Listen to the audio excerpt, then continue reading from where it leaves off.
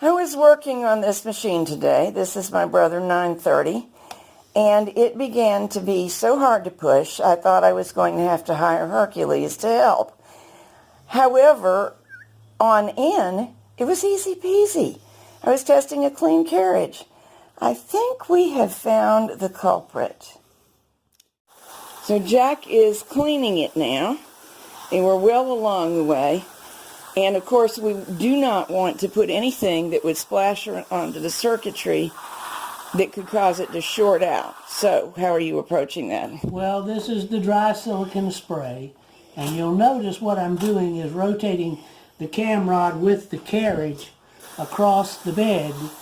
And again, a very similar cam rod assembly as you see on your punch card, and these are the readers right here.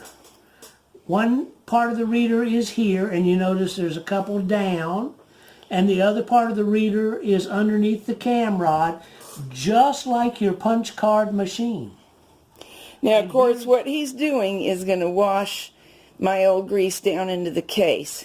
Right. So we'll need to clean it out of the case. This is in order to get by and finish my project.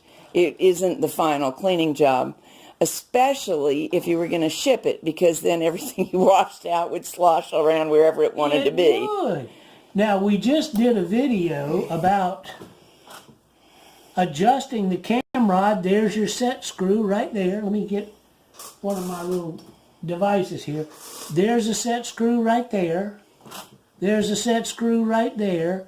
And again, we showed you with the card reader out how each one of those post is supposed to match the outside edge of this cam on the cam rod.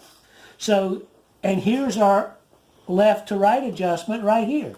Loosen the screw, there's your adjusting stop plate. You can see the slot on either side. So this is basically the same assembly that we use with the card reader. It's just it's being controlled electronically instead of manually with the springs. Here's the cover that actually goes down over that card reader section. And this is a card reader, it's just not a card. It's the electronic reader. But now notice that you have to get behind these cords. We did not actually detach anything electronic. We just lifted it out of the way. Right. We did not detach any umbilicals, so if you know what you're doing and feel comfortable doing so, you can. You can see they're plugged in. And you can just unplug them. Yeah, you could make a note of where everything was. Now be careful, there's a tab on this end, and that tab actually goes between the adjusting collar and the bracket. So again, I'm going to lift this up, slide this in. Make sure the tab slides. Tab goes into place.